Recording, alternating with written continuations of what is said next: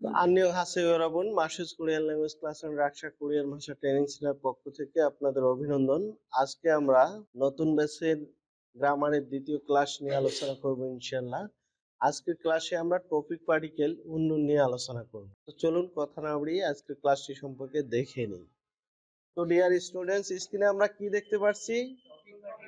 Topic particle উন্নয়ন। Topic particle আজকে আমরা টপিক পার্টিকেল উন্নয়ন কোন কোন ক্ষেত্রে ব্যবহার করব সে বিষয়টা নিয়ে আলোচনা করব। তো চলুন দেখে নেই। রুল 1, ইন্ট্রোডিউসিং এর ক্ষেত্রে ইন্ট্রোডিউসিং এর ক্ষেত্রে আমরা টপিক পার্টিকেল ব্যবহার করব। যখন আমরা নিজের পরিচয় দেব বা কারো পরিচয় আমরা জিজ্ঞাসা করব, তখন আমরা কি বাক্যের সাবজেক্টের সঙ্গে কি যুক্ত করব? উন্নয়ন যুক্ত করব। ওকে, তো চলুন বিষয়টি আমরা কিছু উদাহরণের সাহায্যে দেখে নেই। যেমন আমি রহিম, এখানে একজন ব্যক্তি তার পরিচয় দিছে কিনা? একজন ব্যক্তি তার পরিচয় দিচ্ছে, অর্থাৎ তার নাম কি এটা প্রকাশ করেছে। তো আমরা কি জানি ইন্ট্রোডিউসিং এর ক্ষেত্রে বাক্যের সাবজেক্টের সাথে উন্নয়ন সংযুক্ত করে দিতে হয়। তো চলুন এটা কোরিয়ান করার চেষ্টা করি। তাহলে এটা কোরিয়ান কি হবে? আমির কোরিয়ান কি? ঝ। তাহলে ঝ এর সাথে আমরা কি যুক্ত করব? নুন যুক্ত করব। তাহলে কি হলো? ঝনুন। লহিম।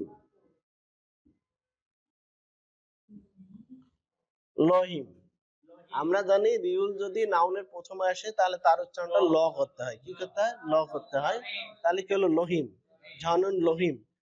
আর এখানে একটা বিষয় মনে রাখতে হবে যে নাউন দিয়ে যদি বাক্য শেষ হয়, তার সাথে আমরা ইমনিদা যুক্ত করব। কি যুক্ত করব? ইমনিদা যুক্ত করব।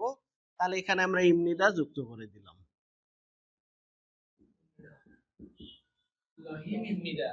ঝানুন লহিম ইমনিদা, আমি রহিম। ওকে, তো এখন কি আমরা নিজে কোরিয়ান ভাষায় নিজের নাম বলতে পারবো?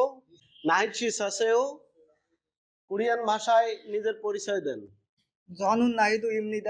네, 잘했어요. 감사합니다. 앉으세요. হ্যাঁ, রাহাতছি কোরিয়ান ভাষায় নিজের পরিচয় দেন। 저는 라하트입니다. 네, 감사합니다. 앉으세요. ইমনশি কোরিয়ান ভাষায় নিজের পরিচয় দেন। 저는 이몬입니다. 네, 잘했어요. 감사합니다. 앉으세요. হ্যাঁ, সবুজশি কোরিয়ান ভাষায় নিজের পরিচয় দেন। 저는 쇼부조입니다. 네, 잘했어요. 감사합니다. 네, 감사합니다. 네, সত্যজিৎ রায় কোরিয়ান ভাষায় নিজের পরিচয় বলেন। 저는 서토지투입니다. 네, 잘했어요. 감사합니다. 앉으세요. 나희치 কোরিয়ান ভাষায় নিজের পরিচয় বলেন। 저는 나히두 하산입니다. 네, 잘했어요. 감사합니다. আশরাফুল শি কোরিয়ান ভাষায় নিজের পরিচয় বলেন।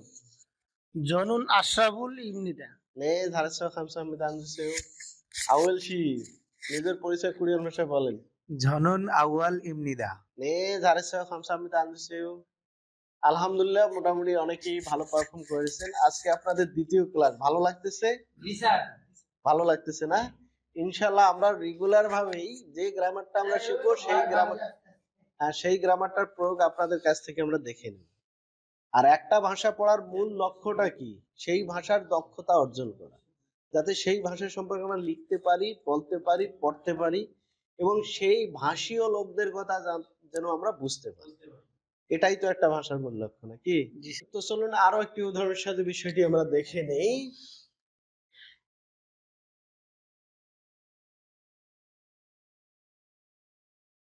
তো আমরা কি লিখেছি? ঋণ বাংলাদেশি। তাহলে এই বাক্য দ্বারা কি প্রকাশ পেয়েছে? একজনের জাতীয়তা প্রকাশ পেয়েছে। তাহলে এখানেও আমরা কারো পরিচয় প্রকাশ করেছি। আমরা কি জানি ইন্ট্রোডিউসিং এর ক্ষেত্রে সাবজেক্টের সঙ্গে উন্নয়ন সংযুক্ত করতে হয়। তার মানে এই বাক্যের সাবজেক্টের সাথেও আমাদের উন্নয়ন সংযুক্ত করতে হবে। ঠিক আছে, তাহলে এই বাক্যের সাবজেক্ট কি? ঋণ। তাহলে ঋণের সাথে আমাদের কি উন্নয়ন সংযুক্ত করতে হবে। তাহলে সংযুক্ত করি। লিন, এখানে কি যুক্ত হবে বলেন তো? লিনের সাথে উন সংযুক্ত হবে। কেন? ভার্সিম আছে, ভেরি গুড। এখানে যদি ভার্সিম আছে আমরা উন সংযুক্ত করে দিলাম, তাহলে উচ্চারণ কি হলো? লিনুন। কারণ কি আমরা জানি নামবাচক শব্দের শুরুতে যদি রিউন থাকে তাহলে তার উচ্চারণ ল করতে হবে। ওকে, তারপরে এখানে আমাদের কি আছে? বাংলাদেশ। এটা কি? লিনের জাতীয়তা প্রকাশ পেয়েছে। আমরা কি জানি? জাতীয়তা প্রকাশ করতে দেশের নামের পরে সারাম বসাতে হয়, সারাম বসাতে হয়। তাহলে বাংলাদেশের কোরিয়ান কি? বাংলাদেশি। তাহলে আমরা বাংলাদেশি প্রথমে লিখবো।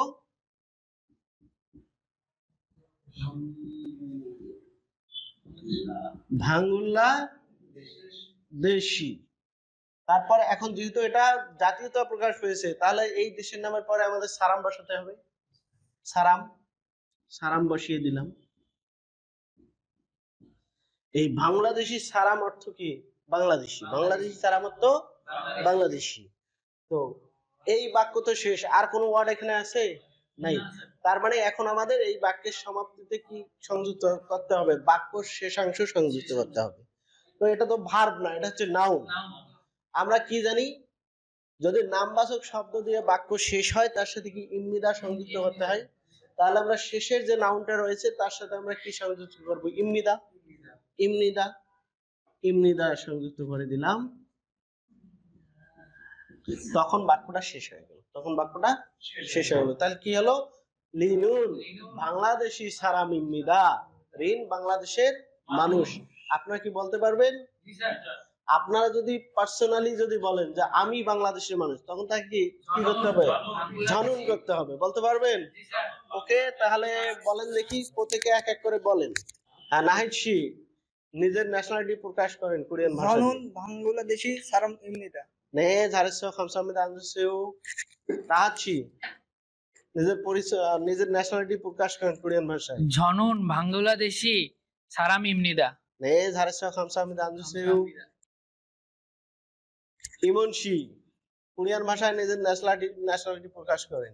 জনন বাংলাদেশি সারাম ইমনিদা। 네, 잘했어요. 감사합니다. 앉으세요. সবুজ শি কোরিয়ান ভাষায় নিজের ন্যাশনালিটি প্রকাশ করেন। জনুন বাংলাদেশি সারাম ইমনিদা। 네, 잘했어요. 감사합니다. 네, 앉으세요. 감사합니다. সত্যজিৎ রায় শি কোরিয়ান ভাষায় নিজের ন্যাশনালিটি প্রকাশ করেন। জনুন বাংলাদেশি সারাম ইমনিদা। 네, 잘했어요. 감사합니다. 앉으세요. 나이투. জনন বাংলাদেশি সারাম ইমনিদা। 네, 잘했어요. 감사합니다. 앉으세요. আশরাফুল শি কোরিয়ান ভাষায় নিজের ন্যাশনালিটি প্রকাশ করেন। জনন বাংলাদেশি সারাম ইমনিদা। 네, 잘했어요. 감사합니다. 앉으세요. আউয়াল শি কোরিয়ান ভাষায় নিজের ন্যাশনালিটি প্রকাশ করেন। জনন বাংলাদেশি সারাম ইমনিদা। 네, 잘했어요. 감사합니다. 앉으세요. আলহামদুলিল্লাহ, অনেক ভালো পারফর্ম করেছেন। তো আমরা যে দুইটা বাক্য শিখলাম, এই দুইটা বাক্য কি আমরা মুখস্থ করলাম না বুঝে বললাম? বুঝে বললাম। বুঝে বললেন। তো বাক্য কি মুখস্থ জিনিস? না স্যার। আসলে বাক্য মুখস্থ জিনিস না, বাক্য হচ্ছে বোঝার জিনিস।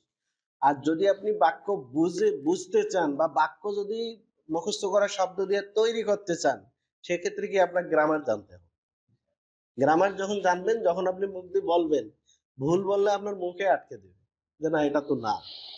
কারণ এখানে যে ঝনুন, ঝয়ের সঙ্গে উন হবে না নুন হবে, কেন হবে এটা তো আমাদের জানা জি আছে। বাংলাদেশের পরে আমরা কেন সারাম বসাইলাম এটাও তো আমাদের জানা জি আছে। স্যার। আবার সারামের পরে যে ইমনিদা আমরা সংযুক্ত করলাম, কেন করলাম এটাও আমাদের জানা আছে। জি স্যার। তাহলে এই বাক্য কি আমাদের ভেতর থেকে আর কখনো হারিয়ে যাবে? না স্যার। ওকে, সবাইকে ধন্যবাদ। তো চলুন আমরা পরের নিয়মটা দেখে নেই।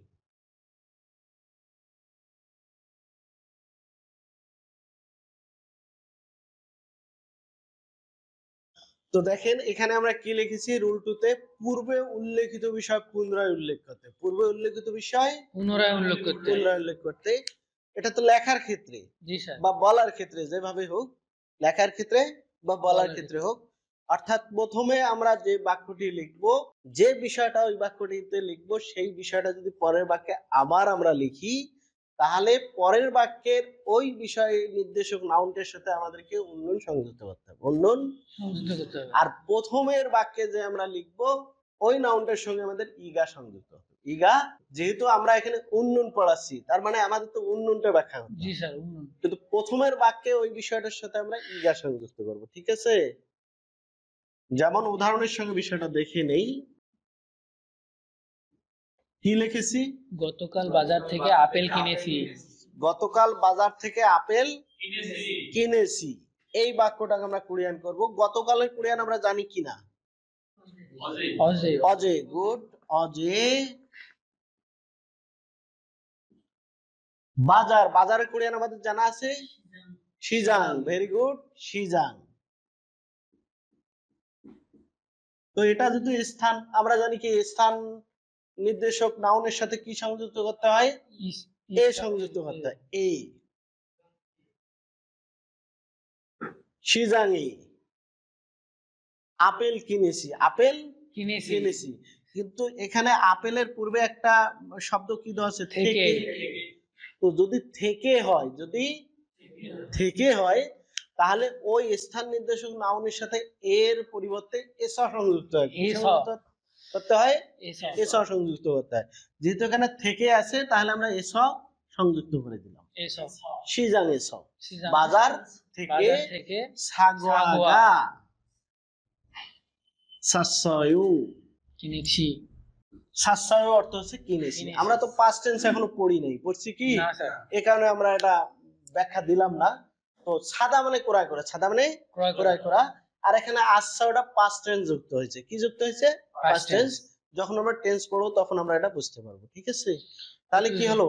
আমি গতকাল বাজার থেকে আপেল কিনেছি। কিনেছি। তাহলে এই বাক্যের সাবজেক্ট কি? আপেল।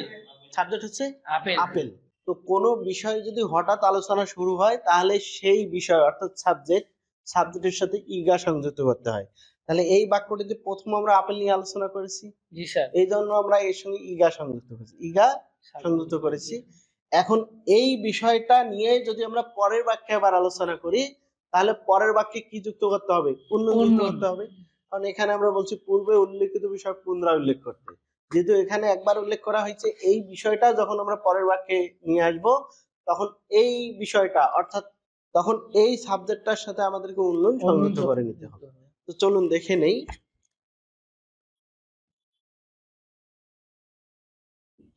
সেই আপেল অনেক টেস্টি। Tasty। তাহলে সেই এর কোরিয়ান আমরা জানি খু। খু। খু অর্থ হচ্ছে সেই। খু কি? সেই আপেল। আপেলের কোরিয়ান কি? সাগোয়া। যেহেতু এই সাগোয়া পূর্বের বাক্যে উল্লেখ করা হয়েছে, এখন পুনরায় উল্লেখ করা হচ্ছে। নিয়ম অনুযায়ী আমরা কি জানি? পূর্বে উল্লেখিত বিষয় পুনরায় উল্লেখ করতে, পুনরায় উল্লেখ করতে তার সঙ্গে আমাদের কি উন্নয়ন সংযুক্ত করতে হবে। তাহলে এর সঙ্গে আমরা উন সংযুক্ত করব না নুন সংযুক্ত করব? নুন। নুন সংযুক্ত করব। কেন? ভাসিম নেই এজন্য। রাইট। এখানে ভার্সিম নাই, এই কারণে আমরা নুন সংযুক্ত করেছি। তারপর অনেক টেস্টি। অনেকের কোরিয়ান কি? আজু। আজু। আজু। আজু। আজু। আর টেস্টের কোরিয়ান মাসিত্তা। সিতা। মাসিসায়ু। মাসিসয়ো। এটা একটা বিবৃতিমূলক বাক্য না? সেই আপেল অনেক টেস্টি। জি স্যার। সেই আপেল অনেক টেস্টি। এটা কোন সময় উল্লেখ নাই, তার মানে কি এটা বিবৃতিমূলক বাক্য। আমরা জানি বিবৃতিমূলক বাক্য প্রেজেন্ট টেন্স হয়, এজন্য আমরা বাক্যের সমাপ্তিতে প্রেজেন্ট টেন্স সংযুক্ত করে দিয়েছি। ঠিক আছে? তো বুঝতে পেরেছেন তো নাকি? কোনো স্যার। সমস্যা আছে? না স্যার। আমরা আর একটা নিয়ম দেখবো, আরেকটা নিয়ম দেখবো। তো চলুন, কি লিখছি আমরা? তুলনা অর্থে। তো তুলনা অর্থে এই উন্নয়ন পার্টিকেল সংযুক্ত করতে হয়। তুলনা অর্থে উন্নয়ন পার্টিকেল সংযুক্ত করতে হয়। তো তুলনা কিসের মধ্যে হয়? দুটি বস্তুর মধ্যে হতে পারে, দুজন ব্যক্তির মধ্যেও হতে পারে। তো চলুন বিষয়টি আমরা কিছু উদাহরণের সাহায্যে দেখে নেই।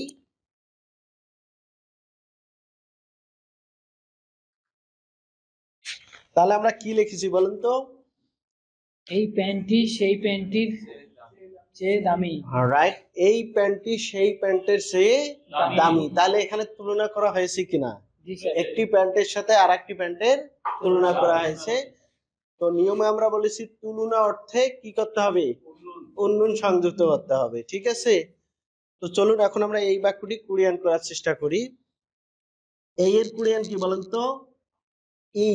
এর কোরিয়ান হচ্ছে ই। আর প্যান্টের কোরিয়ান ভাজি। ভাজি। এই যে এর সঙ্গে আমরা কি যুক্ত করব? উন বা নু। উন বা নুন যুক্ত করব। যেহেতু প্যান্টের সাথে প্যান্টের তুলনা করা হচ্ছে, তাহলে প্যান্টের সাথে আমরা কি করব? নুন। হ্যাঁ, উন্নয়ন যুক্ত করবো। এখানে কি, এখানে আমরা কেন নুন সংযুক্ত করলাম বলেন তো? ভার্সিম নেই। ভার্সিম নেই, এখানে যেহেতু ভার্সিম নেই এই জন্য আমরা নুন সংযুক্ত করে জি দিয়েছি। স্যার। ই ভাজি নুন, এই প্যান্টটি সেই সেই প্যান্টের প্যান্টের চেয়ে, সেই এর কোরিয়ান কি? সেই এর কোরিয়ান কি? খু। খু। খু ভাজি। খু ভাজি। চের কোরিয়ান হচ্ছে ভোদা, চের কোরিয়ান হচ্ছে ভোদা। ভোদা। তাহলে এই ভাজির সাথে আমাদের ভোদা সংযুক্ত করে দিতে হবে। খু ভাজি ভোদা। দামি কোরিয়ান জানি আমরা, দামি। বিসাদা। বিসাদা। বিসাদা মানে হচ্ছে দামি। বিসা দা। দা, আমরা কি জানি ভার্ব অ্যাডজেক্টিভ থেকে দা বাদ দিয়ে গ্রামার যুক্ত করে দিতে হয়। তাহলে বিসাদা থেকে দা আমরা বাদ দিয়ে দিলাম, দেওয়ার পরে কি এখন আমরা এখানে টেন সংযুক্ত করব। টেনশন। তো বিসাদা মানে দামি, এটা কি অ্যাডজেক্টিভ না? জি স্যার। আমরা পূর্বেই কি বলেছি, বাক্য ভার্ব দ্বারাও শেষ হতে পারে, অ্যাডজেক্টিভ দ্বারাও শেষ হতে পারে। কোরিয়ান ভার্ব এবং অ্যাডজেক্টিভের ফাংশন একই রকম। জি স্যার। এই জন্য অ্যাডজেক্টিভ থাকলেও তার সঙ্গে আমাদেরকে ভার্বের পার্টিকেলে সংযুক্ত করতে হবে।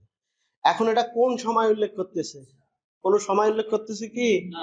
না। তাহলে কি এটা বিবৃতিমূলক বাক্য? তো বিবৃতিমূলক বাক্যের সমাপ্তিতে ভার্ব বা অ্যাডজেক্টিভের সাথে আমাদের কি সংযুক্ত করতে হয়? প্রেজেন্ট টেন্সের পার্টিকেল সংযুক্ত করতে হয়। জি স্যার। তাহলে এখানে আমরা প্রেজেন্ট টেন্সের পার্টিকেল সংযুক্ত করব, অর্থাৎ আইও সংযুক্ত করব। ঠিক আছে? তাহলে এখানে যেহেতু আ আছে তাহলে আইও হবে, ভার্সিম নাই, গোল্লা নাই, আ আছে আও নাই, তাহলে কি শুধু যুক্ত হবে? ও। আয়ো। বিসায়ু। তাহলে কি হলো? ই ভাজিনুন, খু ভাজি বোদা, বিসায়ু। এই প্যান্টটি সেই প্যান্টের চেয়ে দাম। তাহলে এখানে কি দুটি জিনিসের মধ্যে তুলনা করা হয়েছে না? আমরা আরো দিতে পারতাম, যেমন স্যার চেটা কোথায় গেল? চে। এই যে ভোদা, ভোদা, ভোদা মানে চেয়ে, চে। ভোদা মানে চেয়ে। আর এই মানে আপনার পরের প্যান্টটার সাথে কোনো পার্টিকেল যুক্ত না হলো না, পরের প্যান্টের সাথে তো ভোদা যুক্ত হবে। ও, মানে যার সাথে তুলনা করব আমরা তার সাথে কি করব? উন্নয়ন। উন্নয়ন। আর যার তুলনা করব তার সাথে আমরা ভোদা যুক্ত করব। ঠিক আছে? ই সারামুন, খু সারাম ভোদা হয়ু। এই লোকটি সেই মানুষটির চেয়ে লম্বা, সেই লম্বা। মানুষটির চেয়ে লম্বা। এভাবে আমাদের মনে রাখতে হবে, যখন আমরা তুলনা করব, কি করব? তুলনা করব, তখন আমরা কি উন্নয়ন পার্টিকেলটা সংযুক্ত করব। এখন নতুন সিলেবাসের যেভাবে কোশ্চেনের প্যাটার্ন করতেছে, তাতে এই ধরনের গ্রামার থেকে কোশ্চেন আসার পসিবিলিটি খুবই বেশি। প্রতিটা চ্যাপ্টার শেষে দেখবেন যে স্যাম্পল কোশ্চেন যেখানে রয়েছে, সেই স্যাম্পল কোশ্চেনে এভাবে কি গ্রামার কোন বাক্যটা রাইট সেটা বের করেন, এভাবে আন্ডারলাইন করে দিয়ে রাখছে, এভাবে আন্ডারলাইন করে দিচ্ছে। তাহলে এগুলো কি বাদ দেবে? এই ধরনের গ্রামার বাদ দিলে কি কোশ্চেন হবে? হবে না। তার মানে কি, যদি পরীক্ষায় ভালো করতে চান অবশ্যই কি আপনার গ্রামার জানতে হবে। যদি আপনি কোরিয়ান ভাষায় কথা বলতে চান তাহলে কি আপনার গ্রামার জানতে হবে। ওকে, তো বুঝতে পেরেছেন? আশা করি এই তিনটা নিয়ম যদি আপনার জানা থাকে তাহলে উন্নয়ন সংক্রান্ত যে কোনো বাক্য আপনারা তৈরি করতে পারবেন। আগামী কালকের ক্লাসে আমরা ইগার ব্যবহার নিয়ে আলোচনা করব। তো যে সকল ভিউয়ার্স আজকের ক্লাসটি মনোযোগ সহকারে দেখতেছেন, আশা করি উন্নয়নের ব্যবহার সম্পর্কে আপনাদের কোনো সমস্যা হবে না। যে সকল ভিউয়ার্স 2025 সালের আসন্ন ভাষা পারদর্শী পরীক্ষার জন্য নিজেদেরকে পারফেক্টলি প্রিপেয়ার করতে চাচ্ছেন, সেই সকল ভিউয়ার্স সম্পূর্ণ grammar based Korean language course করার জন্য রাকশা কোরিয়ান ভাষা training center and Masud Korean language class রংপুরে চলে আসতে পারেন। এখানে আমাদের নিজস্ব তত্ত্বাবধানে থাকা খাওয়ার ব্যবস্থা রয়েছে এবং এখানকার সকল ক্লাস আমি নিজেই নিয়ে থাকি। তো আমাদের ক্লাসগুলোর সাথে যে কোনো টিচারের ক্লাস কম্পেয়ার করে যদি আমাদের ক্লাসগুলো বেটার মনে হয়, সেক্ষেত্রে রাকশা কোরিয়ান ভাষা training center and Masud Korean language class রংপুরে চলে আসতে পারেন। আপনাদের সুস্বাস্থ্য এবং দীর্ঘায়ু কামনা করে এবং নেক্সট ক্লাস দেখার আমন্ত্রণ জানিয়ে আজকে এই পর্যন্তই। 안녕히 계십시오. 감사합니다.